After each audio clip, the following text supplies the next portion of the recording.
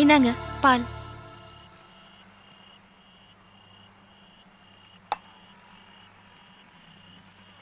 என்னங்க யோசிச்சுட்டு இருக்கீங்க?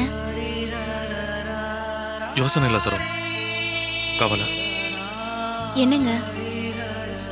என்ன சரோ, நிர்மலா கல்யாணம் 2 தடவை தட்டி போச்சு. கவலை இருக்காதா? ஏன் சரோ, இந்த விஷயம் அங்கங்க தெரிஞ்சு நிர்மலாக்கு எந்த மாப்பிளையும் வரலன்னா எனக்கு ரொம்ப பயமா இருக்கு சரோ. ஐயோ, ஏங்க இப்படி எதுவும் கற்பனை பண்ணிட்டு பயப்படுறீங்க? இத பாருங்க, இந்த மாதிரி சம்பந்தம் பேசுறது, ஏதோ ஒரு காரணத்துக்காக தட்டி போறது, இதெல்லாம் சகஜம். நிர்மலாவுக்கு நல்ல மாப்பிளையா கிடைப்பான், நீங்க கவலைப்படாதீங்க. இருந்தாலும் மனசுல சங்கடமா தானே இருக்கும். ஏன் நிர்மலாக்கு மட்டும் இப்படி எல்லாம் நடக்கணும்? அது அந்த கோபியை தான் கேட்கணும். சரியான லூசா இருக்கான். அவன் பண்ண குழப்பத்தினால எத்தனை பேருக்கு வருத்தம், எவ்வளவு பெரிய பிரச்சனை. சரியான முட்டாளா இருக்கான். இல்ல சரோ, நடந்ததுக்கெல்லாம் கோபி தான் காரணம் நம்ம சொல்லிட முடியாது. அவன் என்ன வேணும்னா பண்ணா நம்ம நேரம். இருந்தாலும் எல்லா குழப்பத்துக்கும் காரணம் அவன் தானே.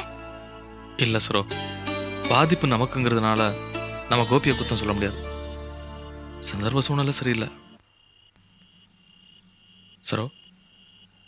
நிர்மலா ஜாதகத்துல ஏதாவது பிரச்சனை இருக்குமோ? ஐயோ, என்னங்க நீங்க? ஏன் இப்படி ஒவ்வொன்றுத்துக்கும் கற்பனை பண்ணிக்கிட்டு கவலைப்படுறீங்க? அப்படிலாம் எதுவுமே இருக்காது. நீங்க யாருக்கும் கெடுதல் நினைச்சதில்ல. அனாவசியமா கவலைப்படாதீங்க, அமைதியா இருங்க. அப்புறம் நான் நாளைக்கு விஜய ஊர்ல விட்டுட்டு வரலான் இருக்கேன்.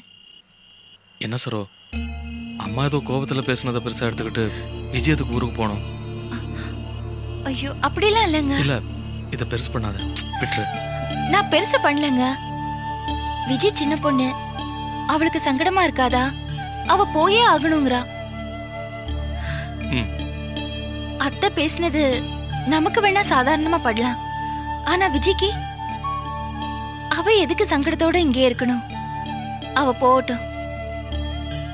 சரி, உன் விருப்பம். நீயே போய் அவளை விட்டுட்டு வந்துரு. ம், பால் சாப்பிடுங்க.